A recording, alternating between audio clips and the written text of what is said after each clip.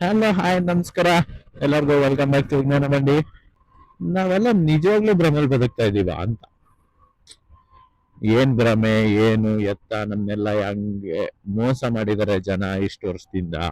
ನಾವು ಇಷ್ಟು ವರ್ಷ ಬರೀ ಸುಳ್ಳು ಕೇಳ್ಕೊಂಡೇ ಬದುಕ್ಬಿಟ್ಟಿದೀವ ಅನ್ನೋದನ್ನ ನಾನು ಈ ಬ್ಲಾಗ್ ಅಲ್ಲಿ ಫುಲ್ ಆಗಿ ಎಕ್ಸ್ಪ್ಲೈನ್ ಮಾಡ್ತೀನಿ. ಸೊ ಎಲ್ಲೂ ಸ್ಕಿಪ್ ಮಾಡಬೇಡಿ, ಕಂಪ್ಲೀಟ್ ಆಗಿ ನೋಡಿ, ಇಲ್ಲಾಂದ್ರೆ ಮತ್ತೆ ಮೋಸ ಹೋಗ್ತೀರಾ. ಸೊ ಏನಪ್ಪ ವಿಷಯ, ಈ ಟಾಪಿಕ್ ಬಡವರು ಮತ್ತೆ ಮಧ್ಯವರ್ಗದವ್ರಿಗೆ ಲಿಂಕ್ ಆಗುತ್ತೆ. ಹೆಂಗೆ, ನಾವು ಇಷ್ಟು ವರ್ಷ ಏನಂತ ಕೇಳ್ಕೊಂಡ್ ಬಂದಿದೀವಿ, ಚೆನ್ನಾಗಿ ಓದ್ಬೇಕು, ಒಳ್ಳೆ ಮಾರ್ಕ್ಸ್ ತಗೋಬೇಕು, ಒಂದು ಒಳ್ಳೆ ಕಂಪ್ನಿಲಿ ಒಳ್ಳೆ ಕೆಲಸ ತಗೋಬೇಕು, ಒಳ್ಳೆ ಸಂಬಳ ತಗೋಬೇಕು, ಒಂದ್ ಮನೆ ಕಟ್ಟಿಸ್ಬೇಕು, ಒಂದ್ ಕಾರ್ ತಗೊಬೇಕು, ಇಲ್ಲ ಒಂದ್ ಬೈಕ್ ತಗೋಬೇಕು, ಲೈಫಲ್ಲಿ ಸೆಟ್ಲ್ ಆಗ್ಬೇಕು, ಒಂದ್ ಒಳ್ಳೆ ಮದ್ವೆ ಆಗ್ಬೇಕು, ಒಂದ್ ಒಳ್ಳೆ ಹುಡುಗಿನ ಒಂದ್ ಒಳ್ಳೆ ಹುಡುಗನ ಮದ್ವೆ ಆಗ್ಬೇಕು. ಲೈಫಲ್ಲಿ ಸೆಟ್ಲ್ ಆಗೋದು ಅಂದ್ರೆ ಇದು. ಯಾರ ಹತ್ರ ಮನೆ ಇರುತ್ತೆ, ಯಾರ ಹತ್ರ ಕಾರು ಅಥವಾ ಬೈಕು ಇರುತ್ತೆ, ಅವರು ಲೈಫಲ್ಲಿ ಸೆಟ್ಲ್ ಆಗಿರ್ಬೇಕು. ಅವರು ಲೈಫಲ್ಲಿ ಸೆಟ್ಲ್ ಆದಂಗೆ ಅಂತ ನಮ್ಗೆಲ್ಲರೂ ಹೇಳ್ಕೊಂಡ್ ಬಂದಿದ್ದಾರೆ. ಆದ್ರೆ ಇದು ನಮ್ಗಳ ಭ್ರಮೆ. ಲೈಫು ಅಷ್ಟಕ್ಕೆ ಸೆಟಲ್ ಆಗಲ್ಲ. ಈ ಸುಳ್ಳ ನಾವು ಚಿಕ್ಕ ವಯಸ್ಸಿಂದ ನಮ್ಗೆ ಯಾರೋ ದೊಡ್ಡವ್ರು ಹೇಳ್ಕೊಂಡ್ ಬಂದಿರ್ತಾರೆ. ಅವ್ರು ಚಿಕ್ಕವರಾಗಿದ್ದಾಗ ಅವ್ರಿಗಿಂತ ದೊಡ್ಡವ್ರು ಅವ್ರಿಗೆ ಹೇಳಿರ್ತಾರೆ. ಸೊ ಜನರೇಷನ್ ಟು ಜನರೇಷನ್ ಈ ಸುಳ್ಳು ಹಂಗೆ ಕ್ಯಾರಿ ಫಾರ್ವರ್ಡ್ ಆಗಿ ಹೋಗಿದೆ. ಹಂಗಂದ್ರೆ ನಿಜ ಏನು, ನಾವ್ ಯಾಕೆ ಭ್ರಮೆಲ್ ಬದುಕ್ತಾ ಇದೀವಿ? ಓಕೆ, ಇದನ್ನ ನಾನು ವಿಡಿಯೋದಲ್ಲಿ ಕಂಪ್ಲೀಟ್ ಆಗಿ ಸರ್ ಡೀಟೇಲ್ ಆಗಿ ತಿಳಿಸ್ಕೊಡ್ತೀನಿ. ನಿಜ ಏನಪ್ಪಾ ಅಂದ್ರೆ, ನಾವ್ ಯಾವ್ದಾವ್ದನ್ನ ಅಸೆಟ್ಸ್ ಅನ್ಕೊಂಡಿದೀವಿ, ಅದು ಯಾವ್ದು ಅಸೆಟ್ಸ್ ಅಲ್ವೇ ಅಲ್ಲ. ಅಂದ್ರೆ ನಾವ್ ಯಾವ್ಯಾವ್ದನ್ನ ಇದು ಆಸ್ತಿ ನಾವು ಮಾಡಿದೀವಿ ಅನ್ಕೊಂಡಿದೀವಿ, ಅದು ಆಸ್ತಿ ಅಲ್ವೇ ಅಲ್ಲ. ನಾವ್ ಯಾವ್ದನ್ನ ಇದೆಲ್ಲ ನಮ್ ಜವಾಬ್ದಾರಿ ಅನ್ಕೊಂಡಿರ್ತೀವಿ, ಅದು ನಮ್ ಜವಾಬ್ದಾರಿಗಳು ಅಲ್ವೇ ಅಲ್ಲ. ಸುಳ್ಳು. ಯಾಕೆ ಸುಳ್ಳು ಅಂತ ಹೇಳ್ತೀನಿ. ನಮ್ಗೆಲ್ಲ ಏನಂತ ಹೇಳಿದಾರೆ, ಒಂದ್ ಮನೆ ಇರ್ಬೇಕು ಸ್ವಂತಕ್ಕೆ. ಮನೆ ಮೇಲೆ ಸುಮ್ಮನೆ ಬರುತ್ತಾ? ಮನೆಗೆ washing machine, fridge, fan, AC, ಆಳು ಮೂಳು ಎಕ್ಸೆಟ್ರಾ ಕಡ್ಡಿ ಕಾಸು. ಓಡಾಡಕೊಂದ್ ಕಾರು, ದೊಡ್ಡ ಫ್ಯಾಮಿಲಿ ಆದ್ರೆ. ಬೇಡ, ಚಿಕ್ಕ ಫ್ಯಾಮಿಲಿ ಆದ್ರೆ ಒಂದ್ ಬೈಕು ಇರ್ಬೇಕು ಸ್ವಂತಕ್ಕೆ. ಮಾಡಕೊಂದ್ ಕೆಲ್ಸ ಅಂತ ಬರ್ಬೇಕು, ತಿಂಗಳ ಸಂಬಳ ಬರ್ಬೇಕು. ಸೊ ಇದು ಲೈಫ್ ಸೆಟ್ಲು. ಸೊ ನಮ್ಗೆಲ್ಲ ಹೇಳಿರೋ ಆಸ್ತಿ ಏನು? ಮನೆ, car, bike, TV, fridge, washing machine, ಇವೆಲ್ಲ ಆಸ್ತಿ ಅಂತ. ನಿಜ ಹೇಳ್ಬೇಕು ಅಂದ್ರೆ ಇದು ಯಾವ್ದು ಆಸ್ತಿ ಅಲ್ವೇ ಅಲ್ಲ. ಇದೆಲ್ಲ ನಮ್ಗೆ ಜವಾಬ್ದಾರಿಗಳಾಗೋಗುತ್ತೆ. ಹಾಗಾದ್ರೆ ನಿಜವಾದ ಆಸ್ತಿ ಅಂದ್ರೆ ಯಾವುದು, ನಿಜವಾದ ಜವಾಬ್ದಾರಿ ಅಂದ್ರೆ ಯಾವುದು ಅನ್ನೋದನ್ನ ನಾನು ಹೇಳ್ತೀನಿ. ಗಮನ ಇಟ್ಟು ಕೇಳ್ಕೊಳ್ಳಿ. ನಿಜವಾದ ಆಸ್ತಿ ಅಂದ್ರೆ ನೀವ್ ಯಾವ್ದ್ರ ಮೇಲಾದ್ರೂ ದುಡ್ಡು ಕೊಟ್ಟು ಅದನ್ನ ಕೊಂಡ್ಕೊಂಡ್ರೆ ಅದು ನಿಮ್ಗೆ ವಾಪಸ್ ದುಡ್ಡು ಕೊಡಬೇಕು. ನಿಮ್ಮಿಂದ ದುಡ್ಡನ್ನ ಖರ್ಚು ಮಾಡಿಸ್ಬಾರ್ದು.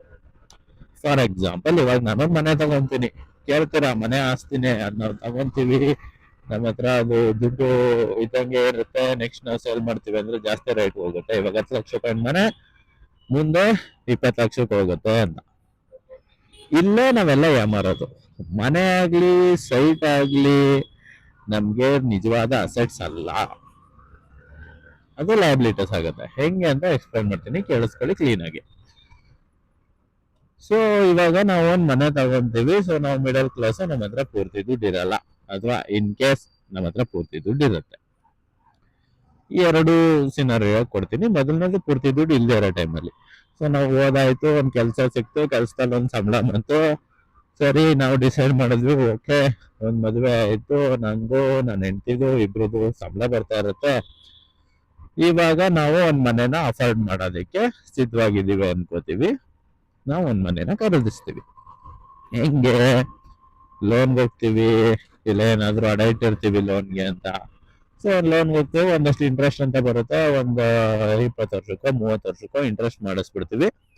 ತಿಂಗಳ EMI ಹೋಗುತ್ತೆ ಬರೋ ಸಂಬಳದಲ್ಲಿ. 30 ವರ್ಷ ಆದ್ಮೇಲೆ ಮನೆ ನಮ್ಮ ಹತ್ರ ಉಳ್ಕೊಳ್ಳುತ್ತೆ ಅಂತ ಯೋಚನೆ ಮಾಡಿ ಮನೆ ತಗೋತೀವಿ. ಎಕ್ಸಾಂಪಲ್, ಲೋನು 20 ಲಕ್ಷ, 20 ಬೇಡ, ಒಂದ್ 40 ಲಕ್ಷ. ಈಗಿನ ರೇಟಲ್ಲಿ ಸಣ್ಣ ಒಂದ್ ಮನೆ ಬೇಕು ಅಂದ್ರೆ ಒಂದ್ 40-50 ಲಕ್ಷ ಬೇಕು. ಸೊ ಒಂದ್ 50 ಲಕ್ಷ ಲೋನ್ ಮಾಡಿಸಿ ಒಂದ್ ಮನೆನ ನಾವು ತಗೊಂಡ್ಮೇಲೆ ನಾವ್ ಅನ್ಕೋತೀವಿ ಏನು ಖರ್ಚಿರಲ್ಲ, ಸೊ ಅದು ನಮ್ಗೆ ಆಸ್ತಿ ಹಂಗೆ ಉಳ್ಕೊಳ್ಳುತ್ತೆ ಅಂತ. ಬಟ್ ಮನೆ ತಗೊಂಡ್ಮೇಲೆ ಖರ್ಚು ಜಾಸ್ತಿ ಆಗುತ್ತೆ. ಸ್ವಂತ ಮನೆ ಚೆನ್ನಾಗಿ ನೋಡ್ಕೋಬೇಕು, ಡೆಕೋರೇಷನ್ ಆಗಿರ್ಬೇಕು, ಡೆಕೋರೇಷನ್ ಹಾಕ್ಸು. ಇಂಟೀರಿಯರ್ ಬೇಕು, ಇಂಟೀರಿಯರ್ ಹಾಕ್ಸು. ಮನೆ ಖಾಲಿ ಕಾಣಿಸ್ತಾ ಇದೆಯಲ್ಲ, ಫರ್ನಿಚರ್ಸ್ ಬೇಕು, ಫರ್ನಿಚರ್ ಹಾಕ್ಸು. ಒಂದ್ ಸೋಫಾ ತಂದೆ ಸಾಲಿಲ್ಲ, ಎರಡು ಸೋಫಾ ತಕೊಂಬ. ಎರಡು ಸೋಫಾ ತಂದೆ. ಟಿವಿ ಚಿಕ್ಕದಾಯ್ತು, ಟಿವಿ ದೊಡ್ಡದ್ ಮಾಡು. ಅಯ್ಯೋ, ದೊಡ್ಡ ಟಿವಿ ಆಯ್ತು, ಮನೆ ಚಿಕ್ಕದಾಯ್ತು, ಮನೆ ದೊಡ್ಡದ್ ಮಾಡು. ಹಿಂಗೆ ತೃಪ್ತಿ ಇರಲ್ಲ. ನಮ್ದು ಅಂತ ಬಂದಾಗ ಎಷ್ಟಿದೆ ಅಷ್ಟಕ್ಕೆ ನಾವು ಖುಷಿ ಪಡಲ್ಲ. ಇದನ್ನ ಇನ್ನೂ ಚೆನ್ನಾಗ್ ಮಾಡ್ಬೇಕು, ಇನ್ನೂ ಚೆನ್ನಾಗ್ ಮಾಡ್ಬೇಕು ಅಂತ ಅದ್ರ ಮೇಲೆ ಇನ್ವೆಸ್ಟ್ ಮಾಡ್ತಾನೆ ಇರ್ತೀವಿ. 50 ಲಕ್ಷದ ಮನೆಗೆ ತಿಂಗಳ ಇಂಟ್ರೆಸ್ಟ್ ಕಟ್ತೀವಿ, ಜೊತೆಗೆ ಅದಕ್ಕೆ ಇನ್ವೆಸ್ಟ್ ಮಾಡ್ತೀವಿ, ಜೋಬಿಂದ ಹೋಗ್ತಾನೆ ಇರುತ್ತೆ.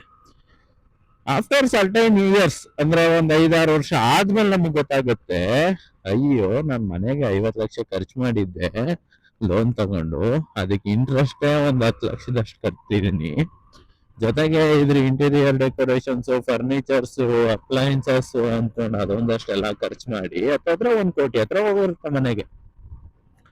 ಸೊ ನೀವ್ ಅನ್ಕೋತೀರಾ, ಓಕೆ ಈಗ ನಾನು ಮನೆ ಸೇಲ್ ಮಾಡ್ತೀನಿ, ನನಗೆ ದುಡ್ಡು ಬೇಕು, ಸೇಲ್ ಮಾಡೋಣ ಅಂತ. ಸೇಲ್ ಮಾಡೋದು ಹೋದ್ರೆ ಮನೆ 90 ಲಕ್ಷಕ್ಕೆ ಹೋಗುತ್ತೆ. ಅವಾಗ ಅನ್ಕೋತೀರಾ, ನೋಡು ನಾನು 5 ವರ್ಷದಿಂದ ತಗೊಂಡಿದ್ ಮನೆ 50 ಲಕ್ಷಕ್ಕೆ, ಇವಾಗ ನಾನು ಮನೆ ಕೊಡ್ತಾ ಇರೋದಷ್ಟಕ್ಕೆ 90 ಲಕ್ಷಕ್ಕೆ, 40 ಲಕ್ಷ ಲಾಭ ಬಂತು ಅಂತ. ಆದ್ರೆ ಆ 5 ವರ್ಷದಲ್ಲಿ ನೀವು ಕಟ್ಟಿರೋ ಇಂಟ್ರೆಸ್ಟ್, ನೀವು ಮನೆಗೆ ಮಾಡಿರೋದು ಖರ್ಚುಗಳೆಲ್ಲ ಲೆಕ್ಕ ಹಾಕಿದ್ರೆ ಅದು ನಿಮಗೆ ಲಾಸೆ. ಅದನ್ನ ನಾವ್ ಯಾರು ಯೋಚನೆ ಮಾಡಲ್ಲ. ಸೊ ಇದೆ ಆಸ್ತಿ ಅಲ್ಲ, ಜವಾಬ್ದಾರಿ. ನೀವ್ ಯಾವ್ದೇ ಆಸ್ತಿ ತಗೊಳ್ಳಿ, ಒಂದ್ ಕಾರ್ ತಗೋತೀರಾ, ಒಂದ್ ಬೈಕ್ ತಗೋತೀರಾ, ನೀವ್ ಅನ್ಕೋಬಹುದು, ಅಯ್ಯೋ ನಾನು ಡೈಲಿ ಟ್ರಾವೆಲಿಂಗ್, ಪಬ್ಲಿಕ್ ಟ್ರಾನ್ಸ್ಪೋರ್ಟ್ ಅಷ್ಟು ಒಂದೆಲ್ಲ ಖರ್ಚು ಮಾಡ್ತೀನಿ, ಅದ್ರ ಬದಲು ನಾನು ಒಂದ್ ಬೈಕ್ ತಗೊಂಡ್ರೆ ಇನ್ನೂ ಕಡಿಮೆ ಉಳಿಸ್ಬೋದು, ಅಥವಾ ಒಂದ್ ಕಾರ್ ತಗೊಂಡ್ರೆ ಫ್ಯಾಮಿಲಿ ಎಲ್ಲ ಹೋದಾಗ ಇನ್ನೂ ಕಮ್ಮಿ ಉಳಿಸ್ಬೋದು. ಹೌದು, ನಿಜ, ಉಳಿಸ್ಬೋದು, ಕನ್ವೀನಿಯೆಂಟ್ ಆಗಿರುತ್ತೆ. ಆದ್ರೆ ಖರ್ಚು ಅಷ್ಟೇ ಇರುತ್ತೆ. ಮೇಂಟೆನೆನ್ಸ್ ಮಾಡಬೇಕು, ಫ್ಯೂಲ್ ಹಾಕಿಸ್ಬೇಕು, ರಿಪೇರ್ ಬಂದ್ರೆ ರಿಪೇರ್ ಮಾಡಿಸ್ಬೇಕು. ಸೊ ಇದೆಲ್ಲ ಚಾಲೆಂಜಸ್, ಅಂಡ್ ಡಿಪ್ರಿಸಿಯೇಷನ್ ಆಗ್ತಾನೆ ಇರುತ್ತೆ. ಸೊ ಇದನ್ನೆಲ್ಲ ಕೇಳಿದ್ಮೇಲೆ ನಿಮ್ಗೆ ಅನ್ಸಿರುತ್ತೆ, ಹೌದಾ ನಾವ್ ಇಷ್ಟು ವರ್ಷ ಆಸ್ತಿ ಮಾಡೋದೇ ಒಂದು ಅಚೀವ್ಮೆಂಟ್ ಅನ್ಕೊಂಡಿದ್ದು ಭ್ರಮೆನಾ ಅಂತ. ಹೌದು, ನಿಜವಾಗ್ಲೂ ಭ್ರಮೆ. ಹಾಗಾದ್ರೆ ನಿಜವಾದ ಆಸ್ತಿ ಯಾವುದು, ನಾವು ಆಸ್ತಿ ಹೆಂಗ್ ಮಾಡ್ಬೇಕು, ಎಲ್ಲದನ್ನು ತಿಳಿಸ್ಕೊಡ್ತೀನಿ ಮುಂದಿನ ವಿಡಿಯೋದಲ್ಲಿ. ನೆಕ್ಸ್ಟ್ ವಿಡಿಯೋದಲ್ಲಿ ನಾವು ಹಿಂಗೆ ಆಸ್ತಿ ಮಾಡ್ಬೋದು. ಹಾಗಾದ್ರೆ ಮನೆ ತಗೊಳ್ಳೋದು ನಿಜವಾಗ್ಲೂ ವೇಸ್ಟಾ, ಮನೆ ಯಾವಾಗ ತಗೋಬೇಕು, ಎಲ್ಲದನ್ನು ನಾನು ನಿಮ್ಗೆ ನೆಕ್ಸ್ಟ್ ವಿಡಿಯೋದಲ್ಲಿ ತಿಳಿಸ್ಕೊಡ್ತೀನಿ, ನೆಕ್ಸ್ಟ್ ವಾರದಲ್ಲಿ. ಅಲ್ಲಿವರೆಗೂ ಯೋಚನೆ ಮಾಡಿ, ಏನ್ ಮಾಡ್ತಾ ಇದ್ದೀವಿ, ಸರಿಯಾಗಿ ಮಾಡ್ತಾ ಇದ್ದೀವಾ, ಏನು ಎತ್ತ ಅಂತ. ನಾನ್ ಸಿಗ್ತೀನಿ ಮುಂದಿನ ವಿಡಿಯೋದಲ್ಲಿ. ವಿಡಿಯೋ ಇಷ್ಟ ಆಗಿದ್ರೆ ಲೈಕ್ ಮಾಡಿ, ಶೇರ್ ಮಾಡಿ, ಹಾಗೆ ಏನನ್ನಿಸ್ತು ಅಂತ ಕಮೆಂಟ್ ಮಾಡಿ, ಚಾನಲ್ನ ಕೂಡ ಸಬ್ಸ್ಕ್ರೈಬ್ ಮಾಡಿ. ಟೇಕ್ ಕೇರ್, ಬಾಯ್.